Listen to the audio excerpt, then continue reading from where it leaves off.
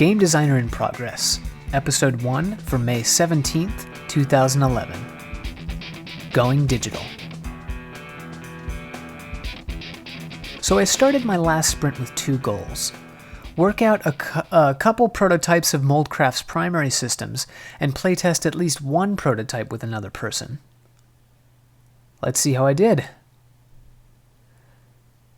I got back on the bandwagon with paper and built a prototype that used strips of paper of various lengths to measure growth distance, so it felt much more spatial and less number crunchy than before. This is me cutting out all the number counters I used. It took almost an hour to build the board and pieces, but in my first playtest I ended up stopping around here just because it was frustratingly slow going. I felt like I was getting on the right track with the strips of paper, but the square grid prototype still dragged too much. I also tried a whiteboard prototype that felt much more dynamic, but even with only a 6x6 grid, a single playtest took almost 30 minutes, so that was out too.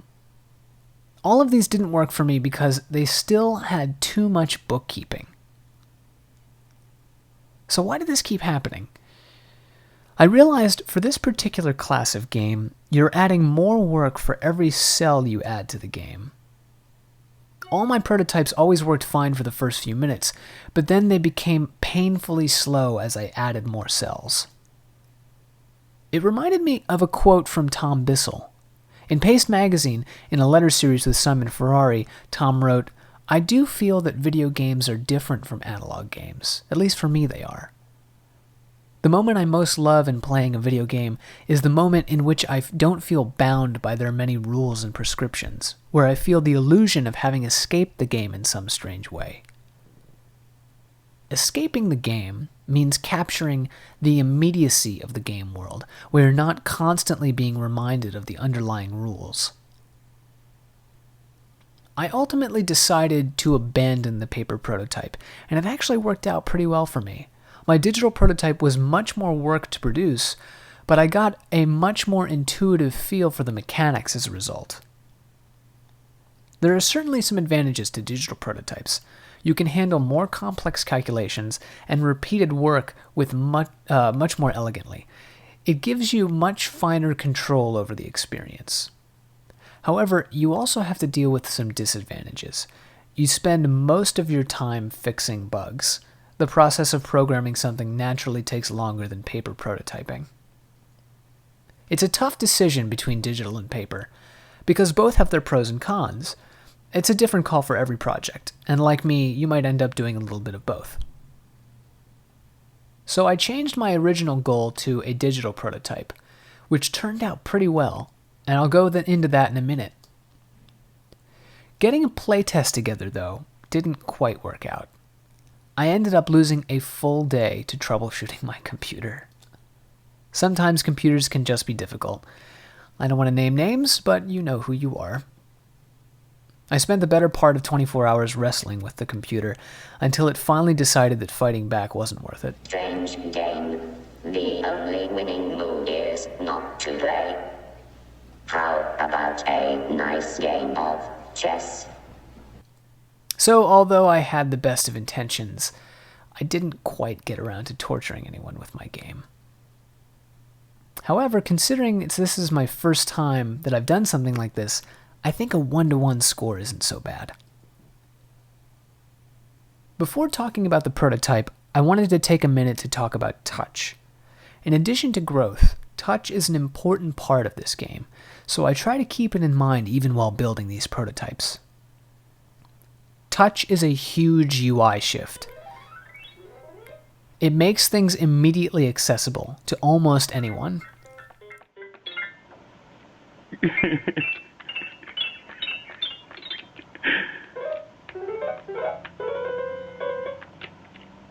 You're a smart cat, buddy.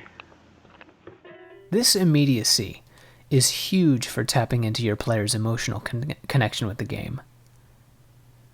Touch is awesome because it breaks down some traditional barriers between players and the games they play. So normally you start with the player, and the player has to learn how to use the controller, and only then can she really start to learn how to play the game. You always have this barrier between the player and the game world, even if the player gets good enough to overcome it. But with devices like tablets, you are the controller, and there's virtually nothing between you and accessing the world of the game. The immediacy Tom was talking about comes built in by default. So even while producing these prototypes, I try to keep the idea of touch in the back of my mind, because it really does require a different mental model for the player than a traditional controller-based game. So Moldcraft. I built my digital prototype for Moldcraft using the StarCraft 2 Galaxy editor, which I absolutely adore. It's not for every project, obviously, but it was a natural fit for this one.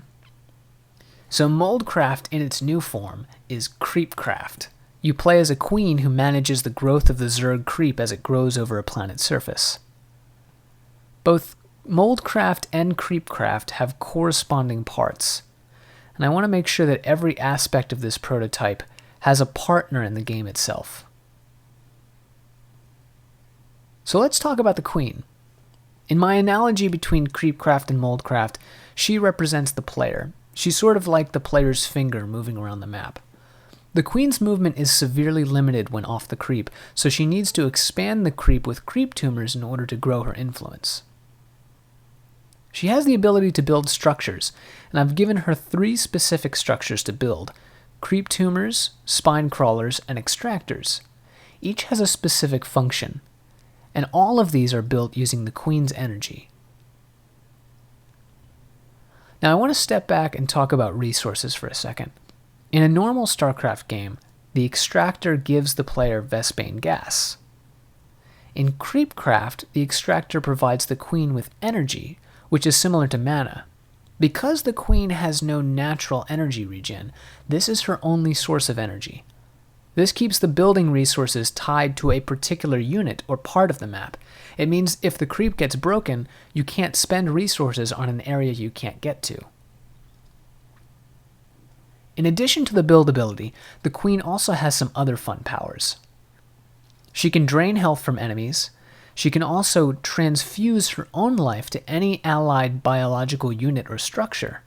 This is useful because the creep tumors lose health every few seconds, and she needs to keep them well fed.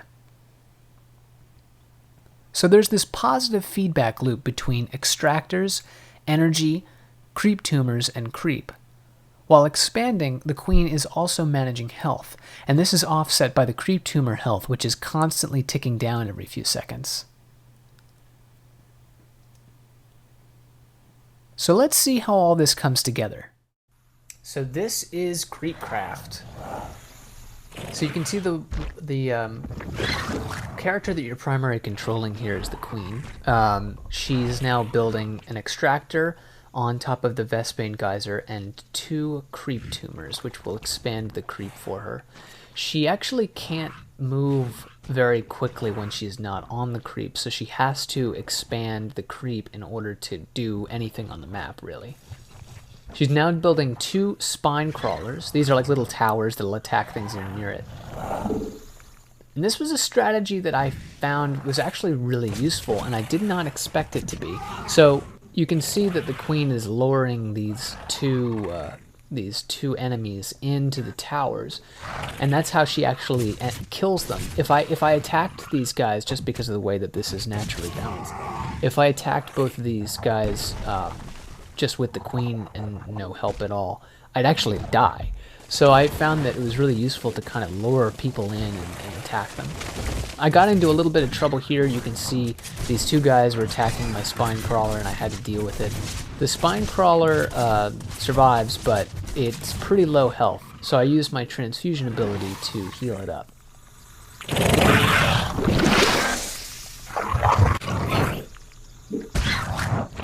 And you kind of expand slowly. You're always building creep tumors to kind of move forward, and it's this slow growth expansion. And you can even see the creep kind of building over time. I've actually got this sped up a little bit so that you can see that a little quicker.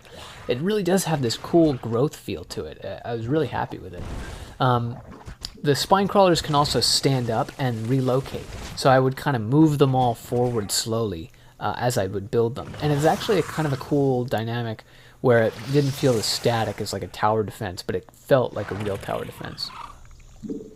We just missed it, but the creep tumors were actually losing a little health, so I went back and I healed them up with my own health a little bit. So here's the first expansion that I've kind of gotten to. This is the first extractor that I didn't have by default. 2 guys are guarding it. I used the spine crawlers to kill them, and now I'm going to go out and build that extractor on it. Looks like the 2 creep tumors are getting a little low, so I came back to grab some energy and then healed up a couple creep tumors along the way. And that's a kind of a common pattern that I found myself doing. So here's the very end. This last extractor is kind of the rich final thing that you're supposed to get to. It's guarded by these 2 big guys, and I'm taking them out with a whole bunch of spine crawlers that I've amassed. In fact, I felt a little bit like it was too easy to get that many spine crawlers, so I think I'm going to increase the cost a little bit. And I don't even know if I'll keep these guys as like the main bad guys. This was just kind of to have a victory condition that worked. So I finally killed the guys and built the extractor. It's kind of it's finishing building now. And basically that's it. I finished pretty quickly. It took about 15 minutes, and then it was all done. In conclusion, I'm very happy with this prototype. The growth dynamic I'm going for is definitely there, but it needs more interesting choices. The prototype does its job by suggesting more features to add, like upgrades, cooler enemies, etc. A digital prototype was also a very good move for this game. For my next sprint, my first priority is to add those interesting choices, like different terrain, upgrades, different enemies, whatever I can think of. That playtest is also overdue too, and it's important that I get solid feedback to run with. If I succeed in the first 2, I also want to try to add moisture to the mix. We'll see how that works out. If you've got feedback for me, or you'd like to share some of your own prototypes or artwork, send me an email at matt@hungrygamer.net. If it's at all related to making games, I would love to share it. Send any comments you might have to my email. You can follow me on Twitter at hungryfilmmaker, and please visit me on the web. My blog is hungrygamer.net, where I link to tons of great reading on games and game design, and please check out my portfolio site at mattagnello.com. Thanks so much for watching, and I'll see you again in 2 weeks.